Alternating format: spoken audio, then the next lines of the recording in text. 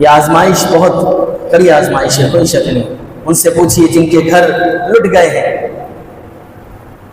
جن کے مال و متاع ضائع ہو چکے ہیں، سیلاب کے ریلے میں جا چکے ہیں، جن کی اولادیں ان سے جدا ہو چکی ہیں، جو گھر سے بے گھر ہو چکے ہیں۔ انسان ذرا اپنے پر ایک تصور تو کر سوچے نا کہ میرا ایک جگہ سارا مال و متاع ہو، میرا اہل و عیال ہو، ساری میری زندگی کی جمع پونجی ہو، اور وہ لمحے میں سیلاب کا لقمہ بن جائے۔ یہ جو ہم مصیبتوں سے دوچار ہو رہے ہیں، آزمائشوں میں گرفتار ہو رہے ہیں، اس کا حل کیا ہے؟ اگر ہم پر کوئی مصیبتیں آزمائشیں آئیں تو ہم کیا کریں؟ مجھے بتائیں کہ ابھی یہ جو زلزلے، یہ جو سیلاب کے ریلے آ رہے ہیں، جب سے اس کی آمد کا سلسلہ ہوا ہے، کیا ہم بیٹھے ہیں اپنے ہاتھوں کو ہم نے اٹھایا ہے اور 10 منٹ 20 منٹ 30 منٹ کے لیے بھی ہم نے اپنے ہاتھوں کو اٹھا کر دعائیں کی ہیں؟ اپنے جو سیلاب زدگان والے متاثر مسلمان ہیں، کیا ان کے لیے ہم نے مانگا ہے؟ کیا اپنے لیے رب سے مانگا ہے؟ اگر آپ چاہتے ہیں کہ آپ اس سیلاب کی زد میں نہ آئیں، آپ چاہتے ہیں آپ آزمائشوں میں نہ آئیں، آپ چاہتے ہیں آپ تکالیف سے دور رہیں، تو پھر اپنے جو متاثرین ہیں، جو سیلاب میں پھنسے ہوئے ہیں، جو گھر سے بے گھر ہو چکے ہیں، جو اپنی اولادوں کی قربانیاں پیش کر چکے ہیں، جو اپنے مال و زر، اپنے مال و متاع، وہ سب ان کا سیلاب کی نظر ہو چکا ہے، اب وہ آپ کے منتظر ہیں، آپ کی مدد کے منتظر ہیں۔ السلام علیکم ورحمۃ اللہ وبرکاتہ۔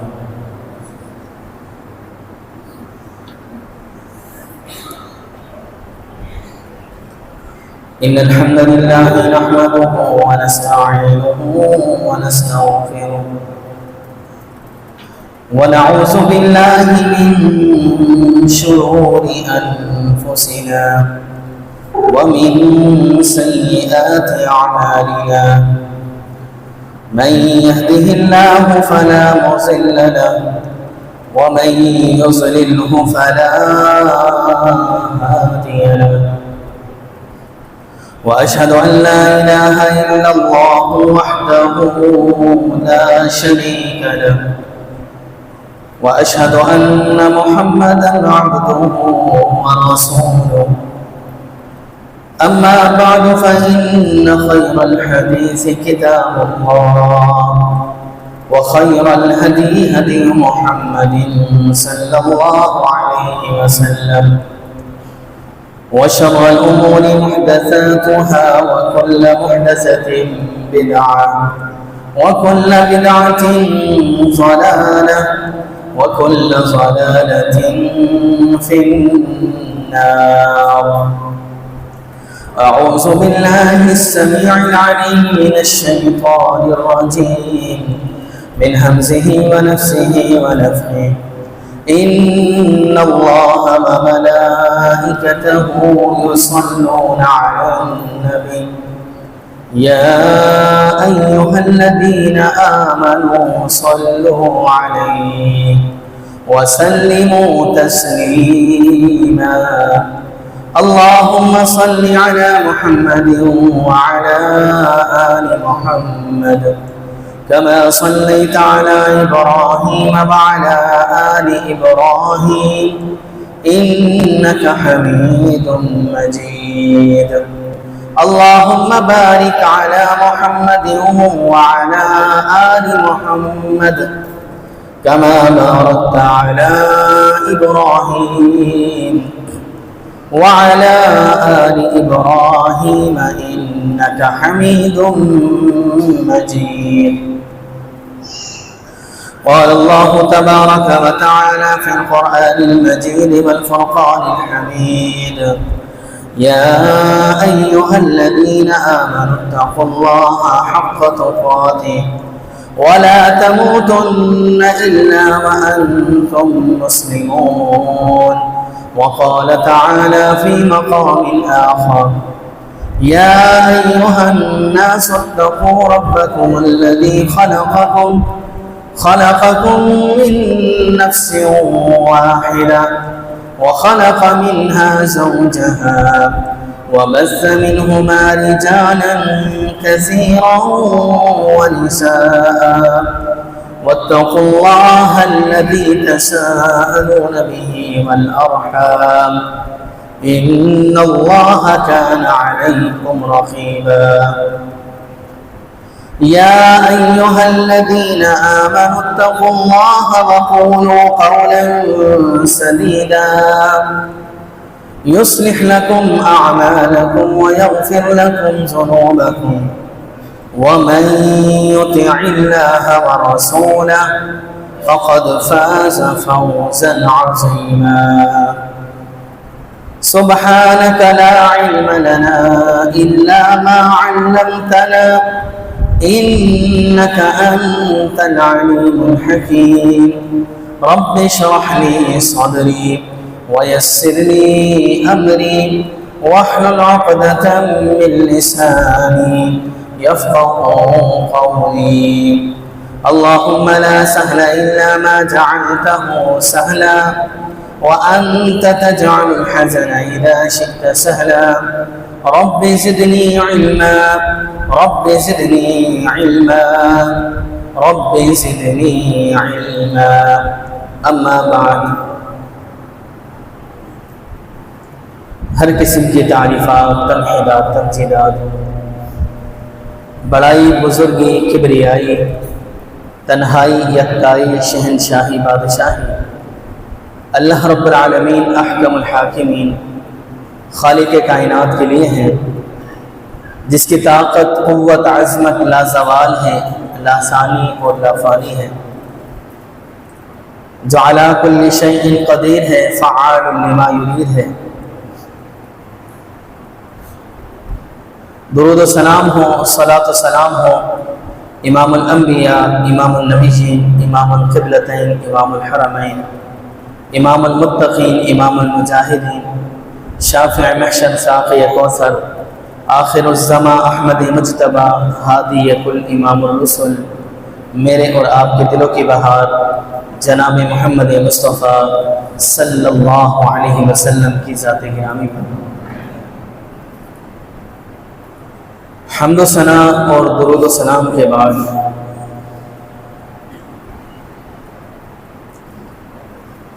نبی علیہ الصلوۃ والسلام خطبہ ارشاد فرما رہے ہیں دوران خطبہ کچھ لوگ آ کر پیارے پیغمبر علیہ الصلوۃ والسلام کی خدمت میں عرض کرتے ہیں اللہ کے رسول علیہ الصلوۃ والسلام قحط سالی کی شدت ہے جانور مر رہے ہیں بھوک سے برا حال ہے آسمان سے بارشوں کا نزول نہیں ہو رہا آپ رب کے حضور دعا کر دیجئے تاکہ یہ قحط سالی ختم ہو جائے جانور مر رہے ہیں جانور مرنا بند ہو جائے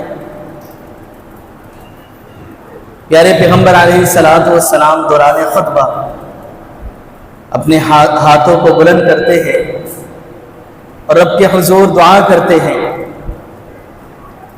ابھی ہاتھ نیچے نہیں کیے ہوتے بارشوں کا نزول ہو جاتا ہے موسلا دار بارشیں نازل ہونا شروع ہو جاتی ہے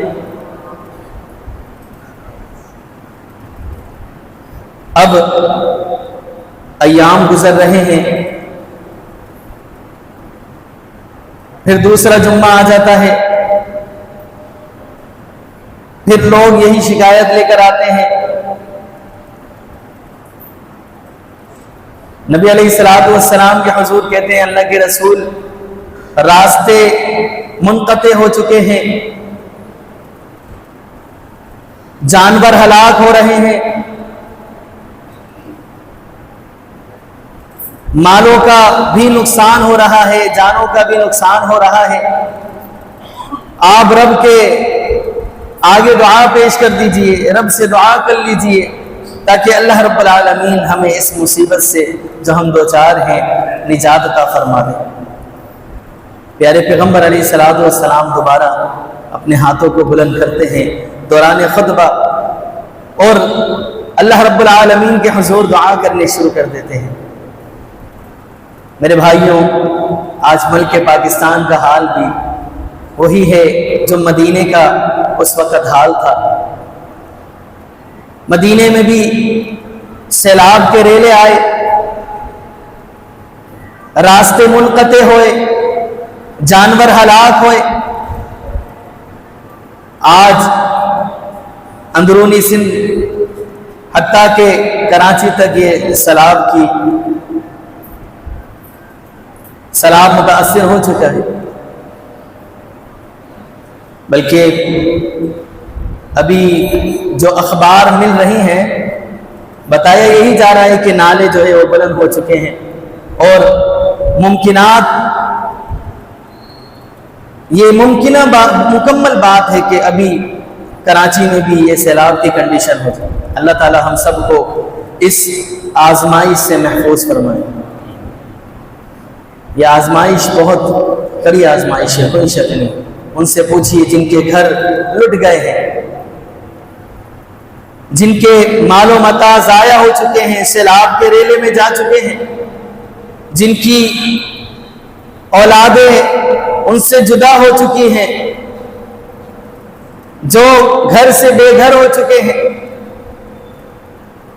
انسان ذرا اپنے پر ایک تصور تو کر سوچے نا کہ میرا ایک جگہ سارا مال و متاع ہو، میرا اہل و عیال ہو، ساری میری زندگی کی جمع کنجی ہو، اور وہ لمحے میں سیلاب کا لقمہ بن جائے۔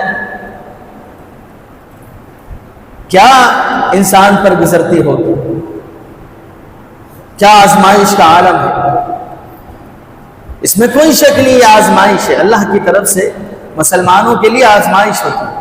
کافروں کے اوپر تو عذاب ممکن ہے، بلکہ 100% کافروں پر عذاب نازل ہوتا ہے، لیکن مسلمانوں پر، مومنوں پر رب کی آزمائش ہوتی ہے۔ اشد الناس بلا الانبیاء فالامثل والامثل، پیارے پیغمبر کا فرمان ہے کہ سب سے زیادہ اگر آزمائشیں کسی پر آتی ہیں تو وہ رب کے نبی ہوتے ہیں، انبیاء پر آتی ہیں، پھر جو ان کے زیادہ قریبی ہوتے ہیں، جن کا تعلق رب سے زیادہ مضبوط ہوتا ہے، ان پر آزمائشیں آتی ہیں، وہ آزمائشوں سے دوچار ہوتے ہیں۔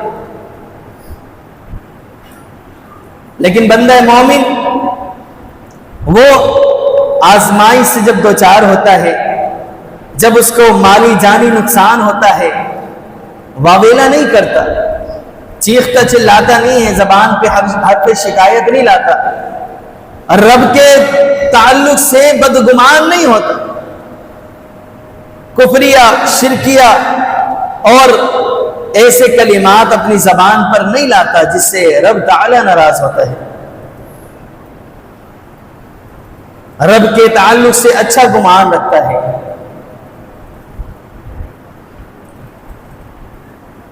اب دیکھیے نا، قرآن مجید نے اس بات کو واضح کیا، وَمَا أَصَابَكُم مِّن مُّصِيبَةٍ فَبِمَا كَسَبَتْ أَيْدِيكُمْ، جو بھی تمہیں کوئی مصیبت پہنچتی ہے، کسی نقصان سے تم دوچار ہوتے ہو، کسی تکلیف میں مبتلا ہوتے ہو، کسی آزمائش میں گرفتار ہوتے ہو، تو یہ تمہارے اپنے ہاتھ کی کمائی ہوتی ہے۔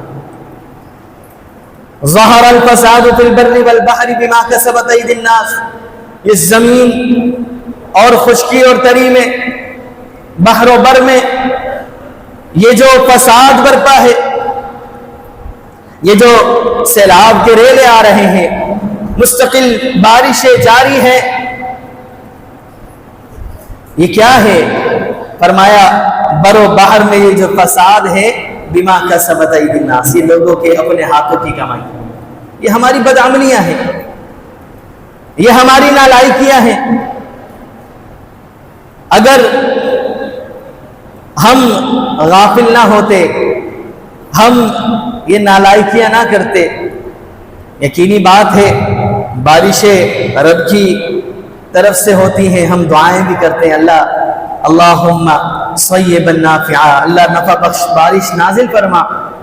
نباتات اس سے اگتے ہیں, لیکن یہ بارشیں جب ڈیم نہ بنائے جائیں, ان کو اسٹور کرنے کا, یہ جو بارشوں کا پانی ہے ایک مکمل منظم انتظام نہ کیا جائے, تو یہ ہماری اپنی غفلت و نالائقی ہے جس کی وجہ سے یہ سیلاب کے ریلے آتے ہیں. آج مسلمان جو دو چار ہیں پریشانی سے, مصیبت سے, تکالیف میں, اپنا مال, اپنا گھر, اپنے جانے تک قربان کر, کیا ہے یہ ہماری اپنی غفلتیں ہیں. ظہر الفساد فی البر والبحر بما کسبت ایدی الناس, فرمایا کہ یہ جو بر و بحر میں, خشکی اور تری میں یہ جو فساد برپا ہے یہ تمہارے اپنے ہاتھوں کی کمائی ہے. وَلَوْ يُؤَاخِذُ اللَّهُ النَّاسَ بِمَا كَسَبُوا مَا تَرَكَ عَلَى ظَهْرِهَا, اللہ رب العالمین کی طرف سے ظلم نہیں ہے, بلکہ رب کی طرف سے تو عدل بھی نہیں ہے. فرمایا کہ اگر رب تعالیٰ تمہارا مواخذہ کر لینا تمہاری کوتاہیوں پر, تمہاری غفلتوں پر, تمہاری نافرمانی اور معصیتوں پر, ما ترک علی ظہرہا, اس زمین کی پشت پر پھر کوئی ایک چیز نظر نہ آئے, سب کچھ منہدم ہو جائے, برباد, تباہ ہو جائے. یہ ہماری اپنی غفلتیں, اپنی کوتاہیاں ہیں. ہونا یہ چاہیے کہ ہم اپنی غفلتوں پر نادم ہوں, شرمندہ ہوں, اور اپنی غفلتوں کی اصلاح کریں. اپنی جو نالائکیاں ہیں, جو ہماری معصیتیں ہیں, نافرمانیاں ہیں, ہم اس پر سب سے پہلے تو شرمندہ ہوں اور اپنی غلطیوں کا اپنے آپ میں اعتراف کریں. اعتراف جرم یہ ہم میں نہیں ہے. اگر ہماری نالائکیاں, غفلتیں ہیں تو ہم اس کا اعتراف کرنے کے بجائے ہم ہیلے اور ہم جو ہے اس میں مزید بہانے تلاش کرتے پھرتے ہیں. اعتراف جرم نہیں ہے, مسئلے کا حل اعتراف جرم میں ہے. دو قسم کی ہمیں صفات ملتی ہیں نا, ایک آدم علیہ السلام کی صفت ہے, دوسری شیطان کی. غلطی آدم علیہ السلام سے بھی ہوئی, شیطان سے بھی ہوئی. آدم علیہ السلام سے جب غلطی ہوئی, آدم علیہ السلام نے اعتراف جرم کیا, اپنی غلطی کا اعتراف کیا. جب بندہ اعتراف جرم کرتا ہے تو پھر غلطی کی اصلاح کرتا ہے, غلطی سے توبہ کرتا ہے اور نہ لوٹنے کا عزم کرتا ہے. جب اعتراف جرم ہی نہ ہو تو پھر ہٹ درمی ہوتی ہے, پھر انانیت آتی ہے, پھر انسان اپنی غلطی پر مزید ڈٹ جاتا ہے اور ڈھیڑ بن جاتا ہے. جیسے کہ ابلیس کا معاملہ سامنے آیا, اللہ رب العالمین نے کہا تجھ سے نافرمانی ہوئی, ما منعک ان تسجد لما خلقت بیدی, تجھے کس چیز نے روکا ہے کہ تو اس ہستی کو سجدہ کرنے سے رک جاتا ہے, تجھے تیرے نفس نے روک لیا. کس بات نے تجھے روکا ہے کہ میں نے اپنے ہاتھوں سے جس ہستی کو پیدا کیا ہے تو اس کے آگے نہ جھکے. حکم میرا ہے, اسجدوا لآدم, حکم میرا ہے, میں نے تمہیں حکم دیا ہے, تو نے نافرمانی کی, کس بات نے تجھے اس نافرمانی پر ابھارا؟ کہتا ہے انا خیر منہ, اپنی غلطی پر ڈھٹائی سے جم جاتا ہے, ہٹ درمی کرتا ہے. کہتا ہے میں تو اس سے بہتر ہوں, یہ مجھ سے کمتر ہے, اور میں اس کے آگے کیسے جھکوں. لیکن آدم علیہ السلام کا بھی طرز عمل ملتا ہے, فوراً رب کے آگے جھک جاتے ہیں, رب کی بارگاہ میں رجوع کرتے ہیں. ربنا ظلمنا انفسنا, یہ اعتراف جرم, اے ہمارے رب ظلمنا, ظلم کیا ہے ہم نے اپنے نفسوں پر. وَإِن لَمْ تَغْفِرْ لَنَا وَتَرْحَمْنَا, اب بخشش کی, رب سے دعا بھی طلب کر دی, اللہ اگر تو نے معاف نہ کیا, تو نے ہمیں بخشا نہ, تو نے ہم پر رحم نہ کیا, تو ہم تو نقصان اٹھانے والوں میں سے ہو جائیں گے. یہی تمام انبیاء کی صفات. نوح علیہ السلام سے انجانے میں غلطی ہوئی, کہتے ہیں اللہ تیرا وعدہ سچا ہے، یہ میرا بیٹا میری آنکھوں کے سامنے ڈوب رہا ہے، انہو من اہلی، یہ میرے اہل سے ہے، اللہ تو نے وعدہ کیا تھا کہ تو نے میرے اہل کو غرق نہیں کرنا۔ اللہ رب العالمین فرماتے ہیں انہو لیس من اہلک انہو عمل غیر صالح، یہ تیرے اہل سے نہیں تھا، اگرچہ تیرا نطفہ ہے لیکن تیرے اہل سے نہیں ہے۔ کیوں؟ کیونکہ اس کے عمل اچھے نہیں ہیں، اس کے عمل مسلمان والے نہیں ہیں، تابعداری اور فرما برداری والے اس کے عمل نہیں ہیں۔ انہو لیس من اہلک انہو عمل غیر صالح فلا تسألنی ما لیس لک بہ علم۔ انجانے میں سوال کر لیا، اللہ نے فرمایا جس بات کا علم نہ ہو اس کے بارے سوال نہ کیا کرو، نہ تم اس حوالے سے بات کرو۔ فوراً نادم ہو گئے، شرمندہ ہو گئے، فوراً اپنی غلطی کا اعتراف کیا، رب انی اعوذ بک ان اسألک ما لیس لی بہ علم، اے اللہ میں اس بات سے تیری پناہ میں آتا ہوں کہ جس بات کا مجھے علم نہیں اور میں وہ بات تجھ سے کر بیٹھوں، تجھ سے پناہ چاہتا ہوں، تیری پناہ چاہتا ہوں۔ اور وَإِلَّا تَغْفِرْ لِي وَتَرْحَمْنِي أَكُن مِّنَ الْخَاسِرِينَ، اگر تو نے مجھے معاف نہیں کیا، وہی الفاظ رَبَّنَا ظَلَمْنَا أَنفُسَنَا وَإِن لَّمْ تَغْفِرْ لَنَا وَتَرْحَمْنَا لَنَكُونَنَّ مِنَ وَإِلَّا تَغْفِرْ لِي وَتَرْحَمْنِي، اگر تو نے نہ معاف کیا، تو نے مجھ پر رحم نہ کیا، میں نقصان اٹھانے والوں میں سے ہو جاؤں۔ اعتراف جرم جب ہو جاتا ہے تو پھر انسان اپنی اصلاح کر لیتا ہے، اور پھر مصیبت سے جب بندہ دوچار ہوتا ہے، اللہ کے تعلق سے بدگمان نہ ہو کہ رب نے ظلم کیا ہے۔ وما ربک بظلام للعبید، آپ کا رب وہ تو رحیم ہے، شفیق ہے، وہ فضل کرنے والا ہے، وہ معمولی بھی ذرہ برابر میں تم پر ظلم نہیں کرتا۔ وَلَكِنَّ النَّاسَ أَنفُسَهُمْ يَظْلِمُونَ، یہ لوگ جو ہیں یہ خود اپنے آپ پر ظلم کرتے ہیں۔ میرے بھائیوں، میرے دوستوں، میرے عزیز ساتھیوں، یہ جو آج ہم اس بڑی آزمائش سے دوچار ہیں، پورا ملک پاکستان اس سیلاب کی زد میں آیا ہوا ہے، اور طرح طرح کی آزمائشیں ہیں، کہیں سے خبر ملتی ہے کہ وہاں فلاں جگہ پر ایک خطرناک شدید زلزلہ آیا ہے۔ یہ جو ہم مصیبتوں سے دوچار ہو رہے ہیں، آزمائشوں میں گرفتار ہو رہے ہیں، اس کا حل کیا ہے؟ اگر ہم پر کوئی مصیبتیں آزمائشیں آئیں تو ہم کیا کریں؟ سب سے پہلی جو بات ہے جو ابھی تمہیدی گفتگو کی ہے اسی میں نقطہ نکلتا ہے۔ سب سے پہلا کام جو کرنے کا ہے نا، ہم رب سے مانگیں، ہم رب سے دعائیں کریں۔ مجھے بتائیں کہ ابھی یہ جو زلزلے، یہ جو سیلاب کے ریلے آ رہے ہیں، جب سے اس کی آمد کا سلسلہ ہوا ہے، کیا ہم بیٹھے ہیں اپنے ہاتھوں کو ہم نے اٹھایا ہے اور 10 منٹ 20 منٹ 30 منٹ کے لیے بھی ہم نے اپنے ہاتھوں کو اٹھا کر دعائیں کی ہیں؟ اپنے جو سیلاب زدگان والے متاثر مسلمان ہیں، کیا ان کے لیے ہم نے مانگا ہے؟ کیا اپنے لیے رب سے مانگا ہے؟ ہم مانگنے میں بھی کنجوسیاں کرتے ہیں۔ رب کی رحمت بڑی وسیع ہے، وہ دینے میں کنجوسی نہیں کرتا۔ واللہ هو الغنی، وہ تو غنی ذات ہے۔ ساری کائنات کے لوگ ایک چٹیل میدان میں جمع ہو کے سب اپنی آرزوں کے مطابق مانگے، رب سب کو عطا کر دے، اس کے خزانے میں کمی، لیکن ہمارے مانگنے میں بخیلی ہے۔ ہم رب کے آگے ہاتھ نہیں پھیلاتے، رب سے مانگتے نہیں ہیں۔ پیارے پیغمبر علیہ السلام سے آنے والے نے کیا کہا؟ دعا کر دیجیے۔ اس میں بڑے نکات ہیں۔ سب سے پہلی بات تو قابل توجہ یہ ہے کہ پیارے پیغمبر بھی اس بات کا اختیار نہیں رکھتے کہ آپ بارشوں کا نزول فرمائیں۔ آنے والے نے یہ بات کہی کہ اللہ کے رسول آپ رب سے دعا کر دیجیے، رب کے حضور دعا کیجیے۔ پیارے پیغمبر نے بھی اپنے رب سے مانگا، یہ نہیں کہا یہ تو میں کر کے دکھا دوں، نعوذ باللہ من ذالک۔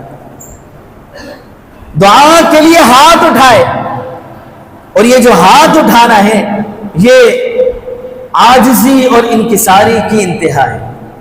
انسان تزلزل پیش کر رہا ہوتا ہے، اپنی عاجزی کا اظہار کر رہا ہوتا ہے، ہاتھ اٹھا کر رب سے مانگی.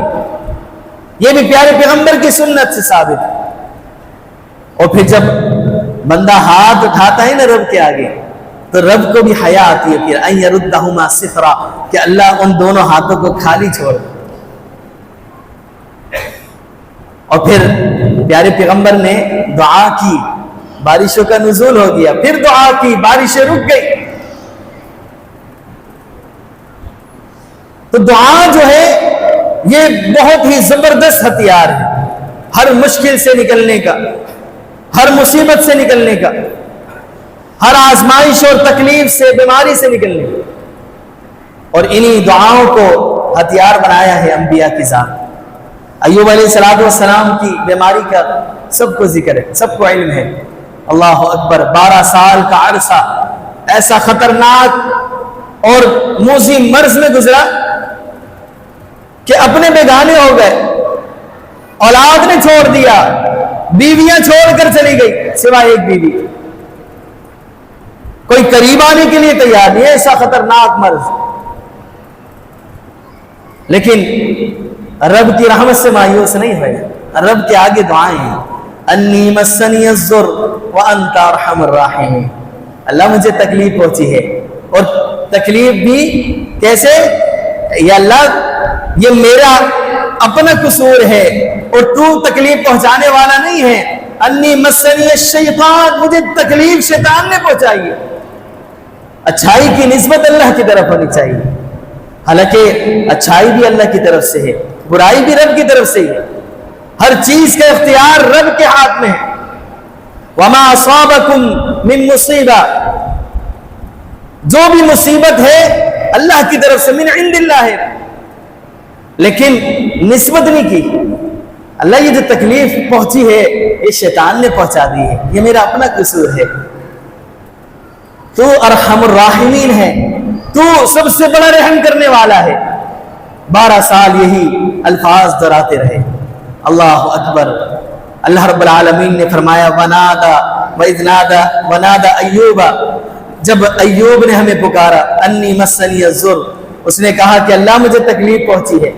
تو فکشفنا به وبی فکشفنا عنہ، ہم نے اس سے اس کی تکلیف کو پھیر دیا، دور کر دیا.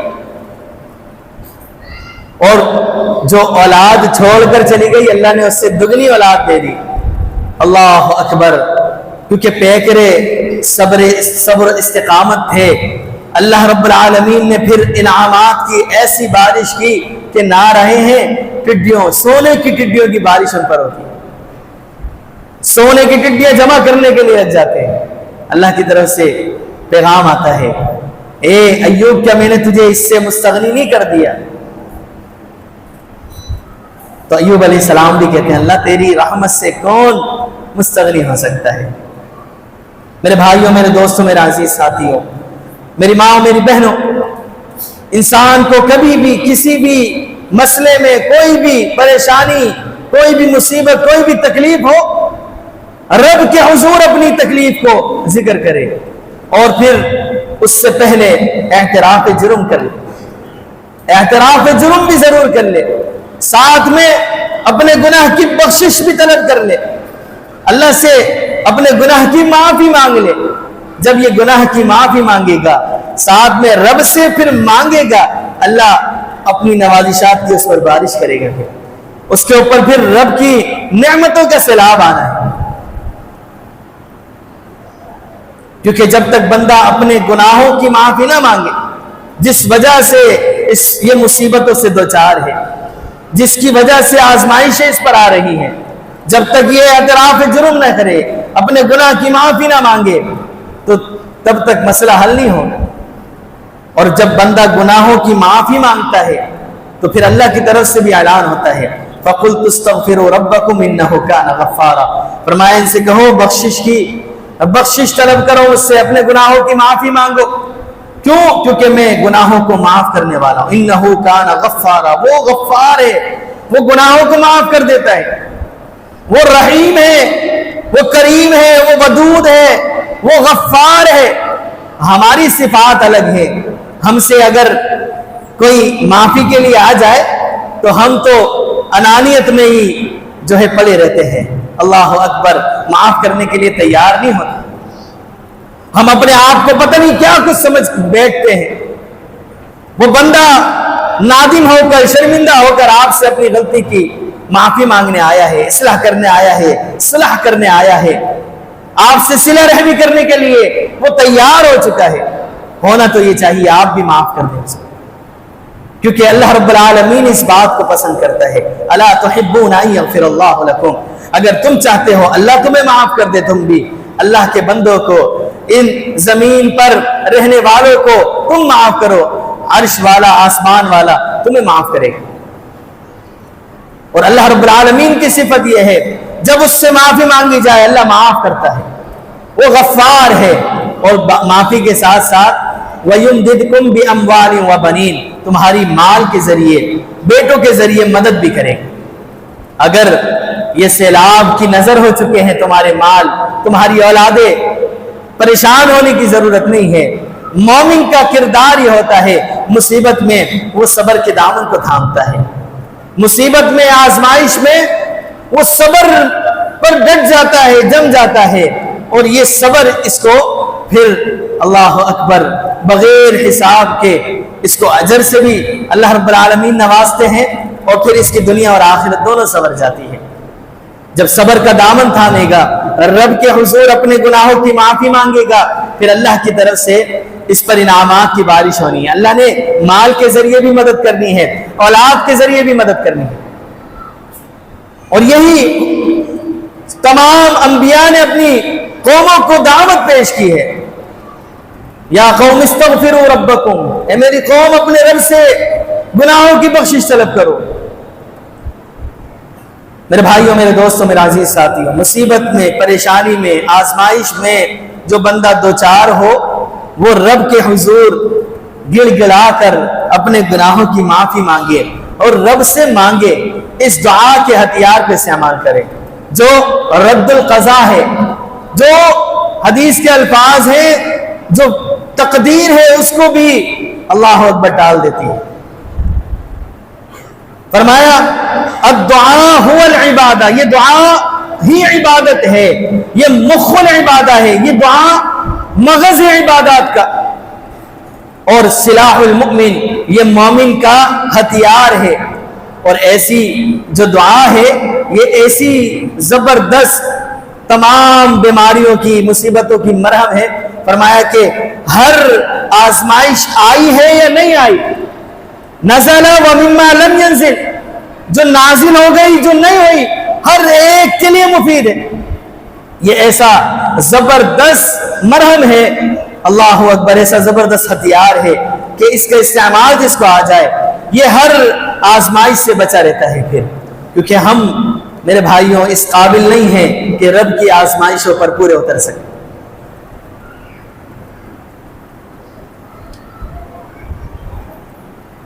और फिर सबसे काबिले गौर और तवज्जो जो नुक्ता है, अपने भाइयों की मदद के बारे में भी सोचिए।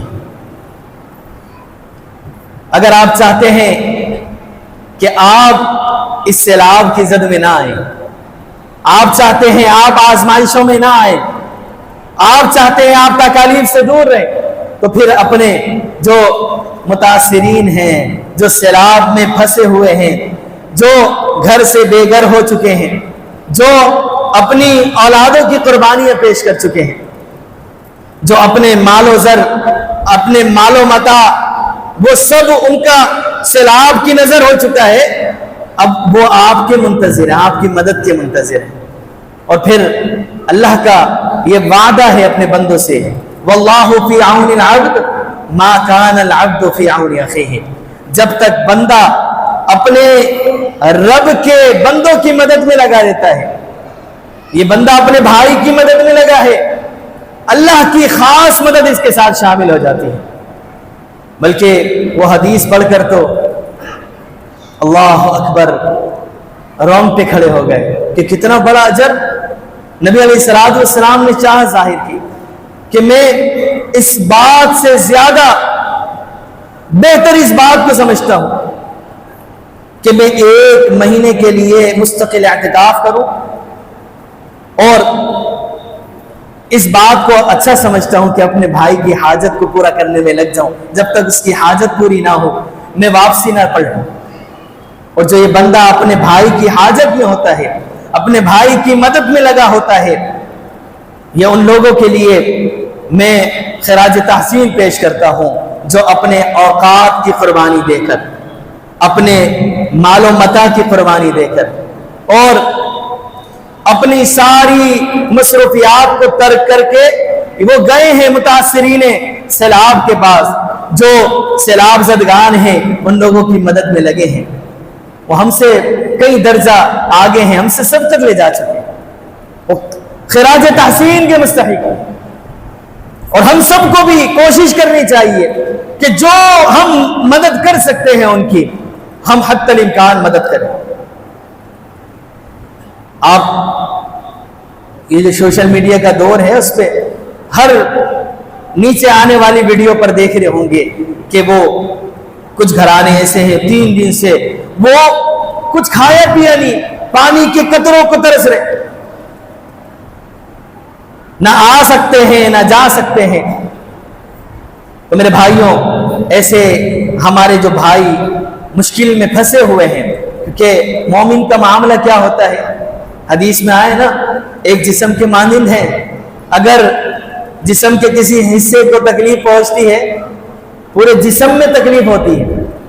اگر ناخن میں درد ہے، درد پورا جسم محسوس کرتا ہے۔ مسلمان کا بھی معاملہ یہی ہے، اگر کوئی ایک مسلمان پریشان ہے وہ بھی چین سے نہیں بیٹھتا، وہ بھی پریشان ہو جاتا ہے۔ اپنے مسلمان بھائی کی پریشانی جب تک حل نہ ہو جائے وہ سکون سے بیٹھتا نہیں ہے۔ تو یہ مسلمان ہونے کی زبردست علامت ہے کہ ہم اپنے مسلمان بھائیوں کی پریشانی کو سمجھیں اور ان پریشانیوں کی جو حل ہے اس کو بھی تلاش کریں کہ پریشانی میں وہ اس بھائی کی ہم کیسے کیا مدد کر سکتے ہیں۔ اور آج کل آپ دیکھیں گے بہت سارے اس طرح کے جو ادارے ہیں وہ مدد کرنے میں لگے ہوئے ہیں، آپ اداروں کے ذریعے بھی اپنی مدد پیش کر سکتے ہیں۔ الحمدللہ المہد السلفی للتعلیم و تربیہ کے تحت یہ شیخ عبداللہ ناصر رحمانی حافظہ اللہ کے سرپرستی میں بھی باقاعدہ قیادت میں ان کی وہاں پر لوگ جا رہے ہیں جو متاثرین سیلاب کی مدد میں لگے ہوئے ہیں، اور بھی بہت ساری جماعتیں ہیں جو کام کر رہی ہیں۔ آپ خود نہیں جا سکتے، ان کے جو معتبر اور منظم جماعتیں ہیں ان کے ذریعے آپ اپنا نفقہ پیش کر دیں۔ اور آپ دیکھ لیجئے گا یہ جو دعوتی میدان ہے نا، سب سے زبردست دعوت دینے کا میدان ہی یہ ہے۔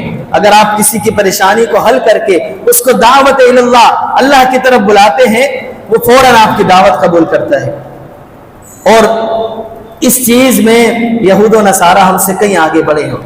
وہ دیکھتے ہیں جب مسلمان تکلیف میں پہنچے ہوئے ہیں، مصیبت میں دو چار ہیں، وہ ان کی مدد اور معاونت کے لیے فوراً پیش ہو جاتے ہیں، اور پھر عیسائیت کی، یہودیت کی دعوت بھی پیش کرتے ہیں۔ تو یہ کردار ہمیں ادا کرنا ہے، اپنے مسلمان بھائیوں کے ایمان کو بھی بچانا ہے، کیونکہ یہ جو سیلاب کا ریلا ہے نا، یہ جان و مال اس کو لے کر جائے گا، لیکن میرے بھائیوں یہ جو بدگمانی کا ریلا ہے نا، یہ ایمان کو ختم کر دیتا ہے۔ اگر ایک مسلمان بدگمان ہو جائے تو پھر اس کا ایمان اس سے چلا جاتا ہے۔ تو ہم سب کو چاہیے کہ ہم اپنے بھائیوں کی مدد کے لیے کوشاں ہو جائیں، تیار ہو جائیں۔ حتی الامکان اگر ہم وقت دے سکتے ہیں تو وقت دے کر ان کی مدد کریں، اگر ہم مال کے ذریعے مدد کر سکتے ہیں تو مال دے کر ان کی مدد کی جائے۔ اور یہ حقیقت میں آپ اپنی مدد کروا رہے ہیں، کیونکہ اللہ اس بندے کی مدد میں لگا رہتا ہے جو اپنے بھائی کی مدد کرتا ہے۔ اللہ رب العالمین یہ جو ملک پاکستان پر آزمائشیں ہیں، رب العالمین ان آزمائشوں سے ہم سب کو محفوظ فرما لے۔ یا الہ العالمین جو مسلمان پریشان حال ہیں، سیلاب کی زد میں آئے ہوئے ہیں، یا الہ العالمین ان کی مدد و نصرت فرما دے۔ یا الہ العالمین ان کی تکالیف کو دور فرما دے۔ یا الہ العالمین ان کے لیے بہترین کھانوں کا انتظام فرما دے۔ یا الہ العالمین ہم سب کو آزمائشوں سے محفوظ فرما۔ وما توفیق الا باللہ وما علینا الا البلاغ۔